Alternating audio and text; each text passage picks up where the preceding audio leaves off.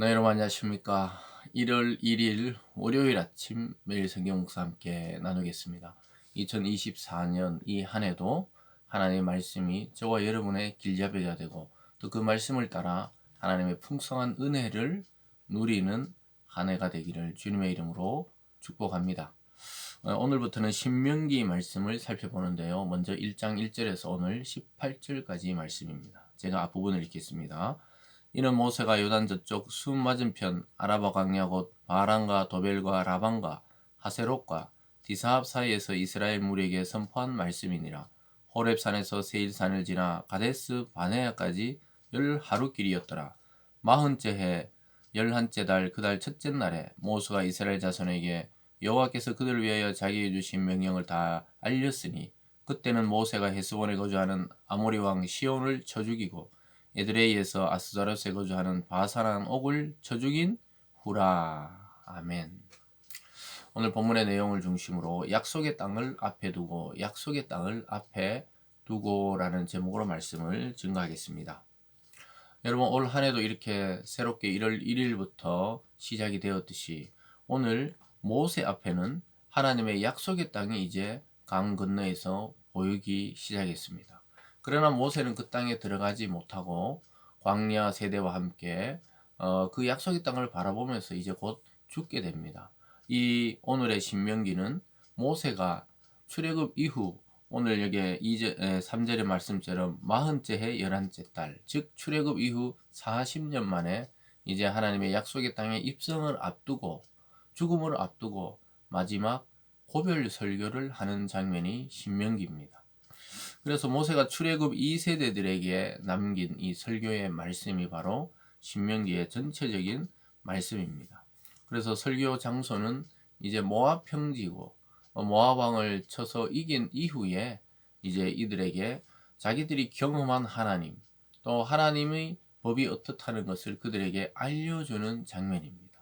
사랑하는 여러분, 이 신명기 말씀을 묵상하면서 올 한 해도 하나님의 말씀과 함께 이렇게 시작하고 또 말씀과 함께 삶을 살아가고 그리고 하나님의 그 말씀의 뜻을 깊이 알아가는 것을 올 한 해 가장 중요한 목적과 목표로 삼고 나아간다면 올 한 해도 성공적인 인생으로 이 기록이 될 것입니다.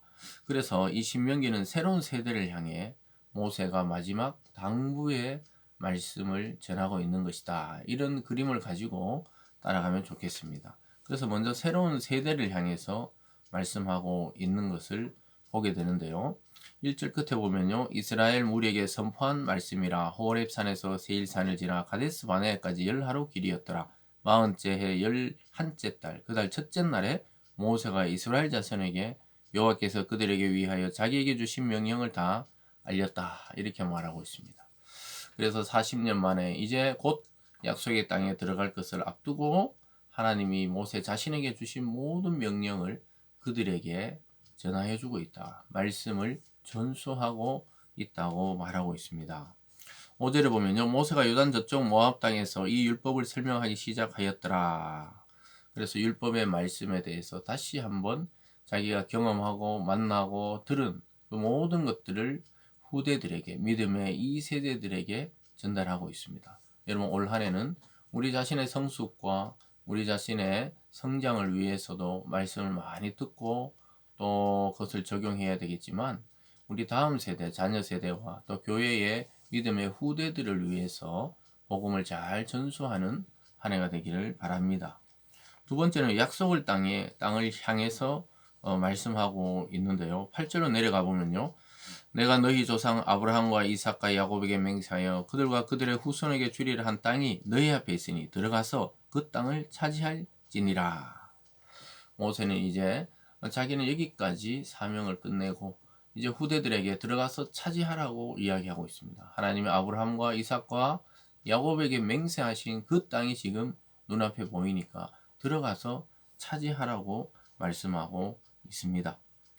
그래서 하나님의 영광을 경험하고 하나님의 언약을 맺은 특별한 그러한 이 광야의 시대에 있지만 거기에 머물 수 없고 결국은 하나님의 약속의 땅을 향해 나아가기를 원하고 있는 것이죠. 그래서 하나님은 이스라엘이 약속의 땅을 차지해서 하나님 나라를 이루고 세상의 복의 근원이 되기를 원하신다는 그 뜻을 이루기를 지금 모세를 통해 말씀하고 있는 것입니다.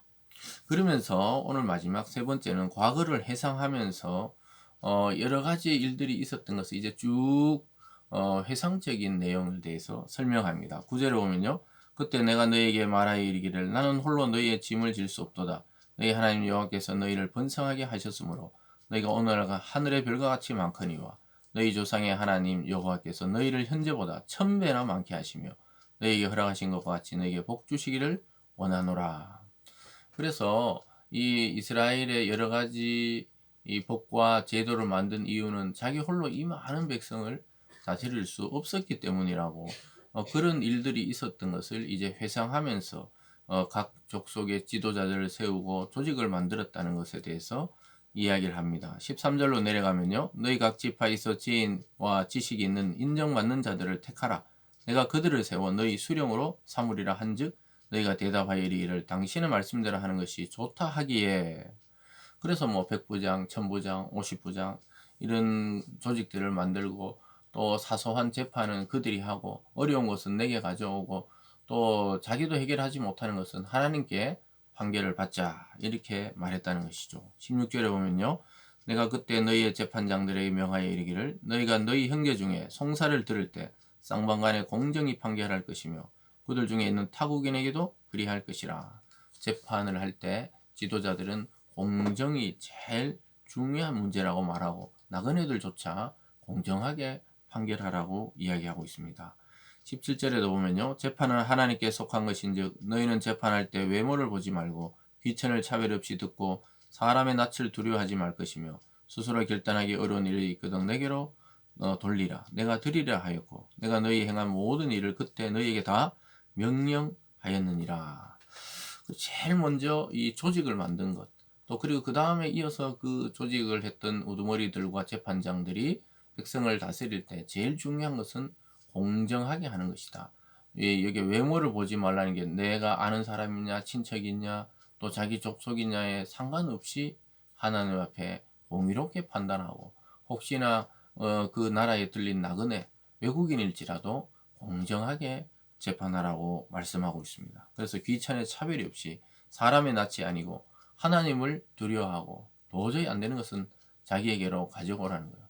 그럼 모세가 하나님 앞에 나가 그 판결을 구하겠다고 이야기하는 것이죠.